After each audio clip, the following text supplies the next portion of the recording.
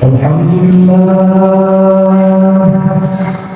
alladzi amarna bi-ta'atihi ونهانا عن معصيته وعلى الصالحين بجنته واستقر برحمته وتوعده الحصان الى نعمته وزمان نعمه واشهد ان لا اله الا الله لا شريك له السيد المطاع واشهد ان سيدنا ونبينا محمدا عبده ورسوله إلى خير أمة وأتباع اللهم صل وسلم على سيدنا محمد النبي المختار وعلى آله وصحابته وأتباعه الأبرار أما بعد فاتقوا الله حق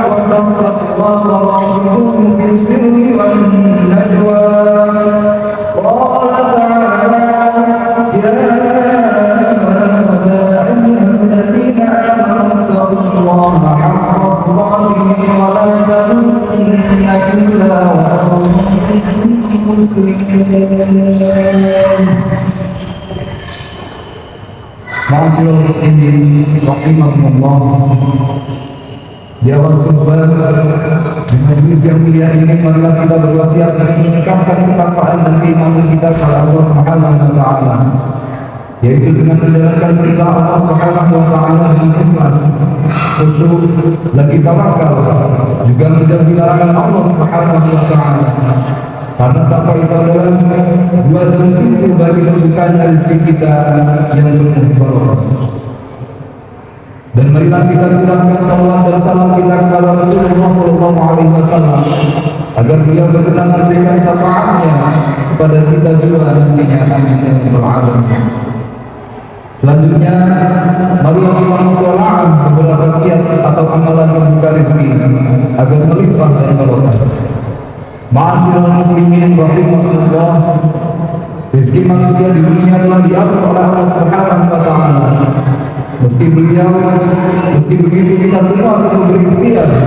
Salah satunya dengan mengerjakan amalan membuka rezeki yang diantaranya adalah yang pertama, melaksanakan salat duha. Syekh Muhammad Syafi'i Al-Albani dalam buku amalan menarik rezeki menyebut salah satu amalan membuka rezeki adalah salat duha. Salat duha bisa dikerjakan setelah matahari terbit hingga menjelang sebelum waktu zuhur.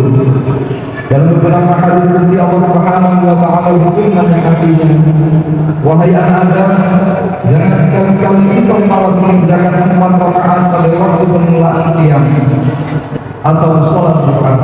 Niscaya akan aku cukupkan kebutuhanmu pada hari akhirnya. Hadis riwayat Imam Al-Hakim dan Al-Bukhari. Yang kedua, membaca surah Al-Waqi'ah. Selain sholat duha, amalan lainnya yang dapat menarik rezeki adalah dengan merenung istiqamah membaca surah Al-Waqi'ah. Abdullah bin Mas'ud meriwayatkan bahwa Rasulullah SAW bersabda, barang siapa yang membaca surah Al-Waqi'ah setiap malam, ia tidak akan mengalami kefakiran. Hadis riwayat Baihaqi. Selanjutnya, memperbanyak istighfar. Amalan selanjutnya adalah memperbanyak istighfar yang menurut Syekh Muhammad Ali Wasid dalam buku dan karyanya menyebutkan memperbanyak istighfar dan bertaubat menjadi salah satu amalan membuka pintu rezeki. Hal ini juga didasarkan oleh Allah Subhanahu wa taala melalui firman-Nya dalam surah An-Nur ayat 10 sampai 12 yang artinya, lalu aku berkata kepada mereka, mohonlah ampun kepada Tuhanmu, sesungguhnya Dia Maha Pengampun jika kamu memohon ampun. Niscaya Dia akan menurunkan hujan yang lebat dari langit kepada manusia yang dan banyak harta dan anak-anak, serta menggandakan kebun-kebun dan sungai. Quran surah An-Nur ayat 10 sampai 12. Dijelaskan lebih lanjut dengan membaca istighfar aliran rezeki yang menghambat mengalir kembali. Rasulullah SAW bersabda, barang siapa yang banyak istighfar, maka Allah akan melapangkan setiap kesusahan, memberi jalan keluar setiap kesusahan, memberi jalan keluar setiap kesukaran, dan rezeki yang tanpa diduga-duga. Hadis riwayat Abu Dawud An-Nasa'i. Yang keempat, memperbanyak sedekah.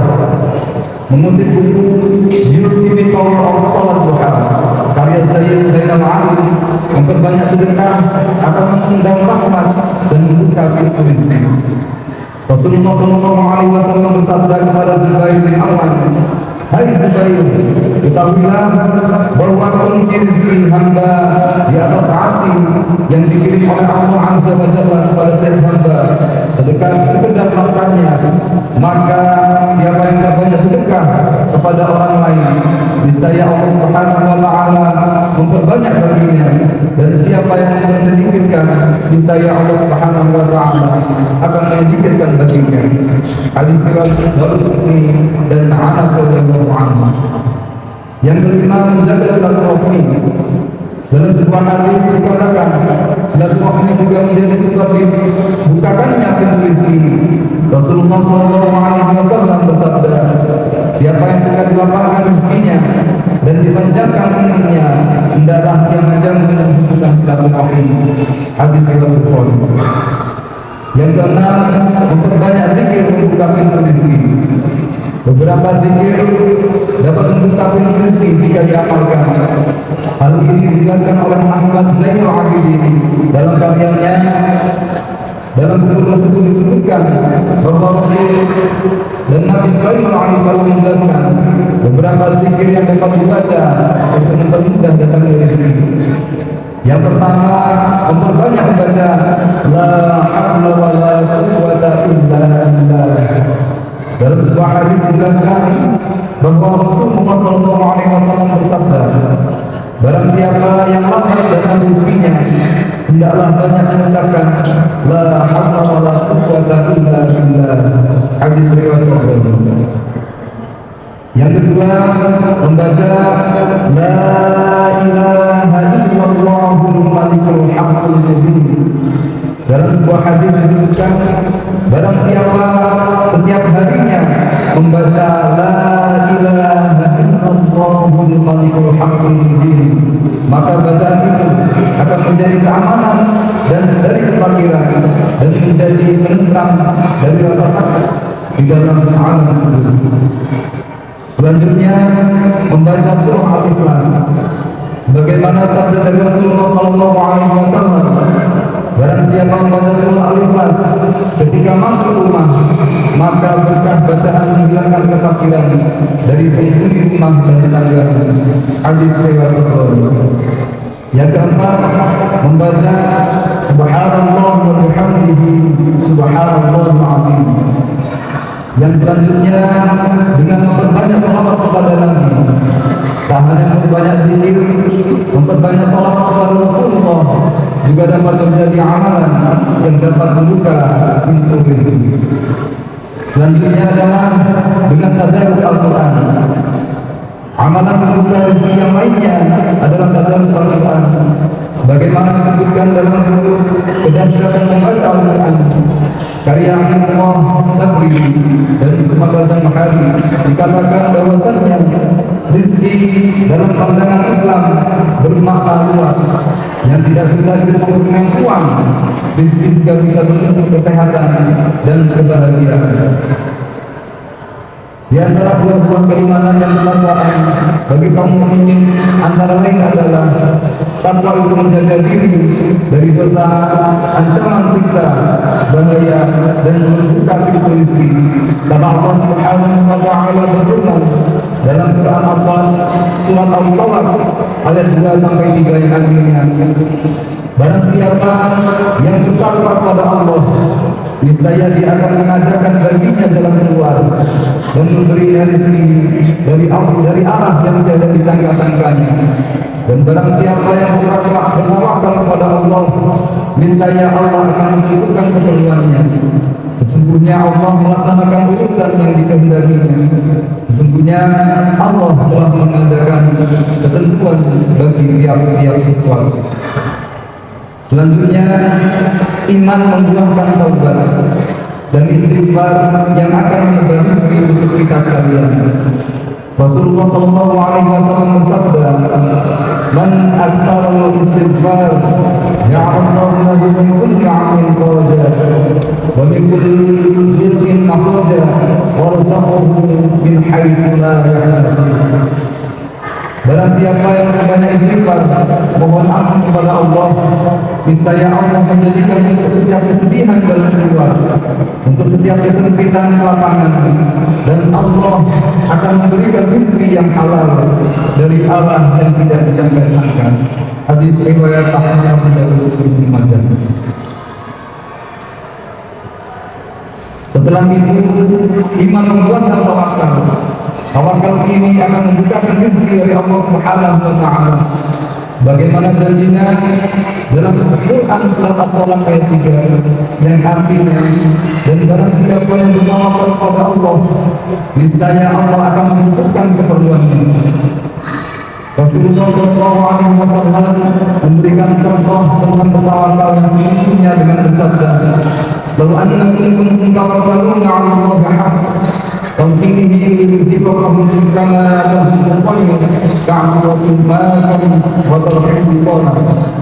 Sesungguhnya seandainya kalian bertawakal kepada Allah, sebenar-benarnya tawakal, niscaya kalian akan diberikan rezeki sebagaimana rezeki burung-burung yang mereka berangkat pagi dalam keadaan lapar dan pulang pada sore hari dalam keadaan kenyang.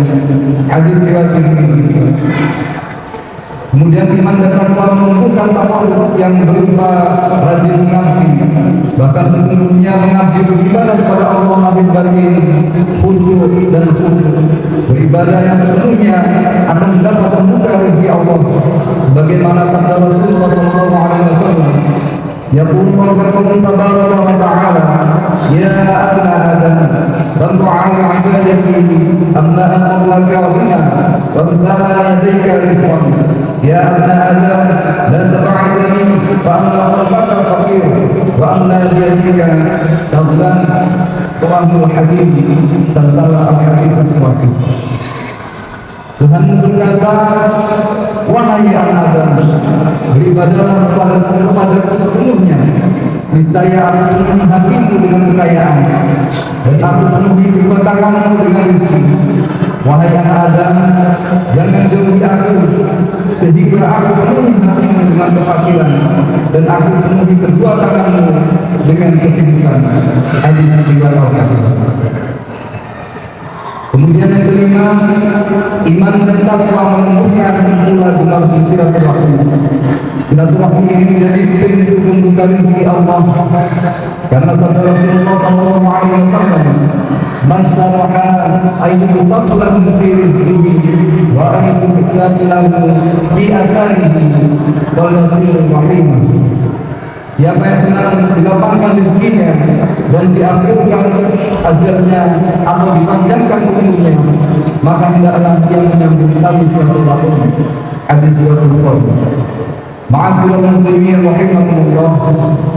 Terakhir, marilah kita simpulkan agar kita senantiasa ingat apa yang menjamin kita untuk memperoleh rezeki Allah dengan barokahnya di dunia dan di akhirat, yaitu takwa Allah, istighfar dan taubat, serta tawakal, takarrub dengan ibadah, berhijrah, berinfak, bersilaturahim, dan segera melaksanakan haji.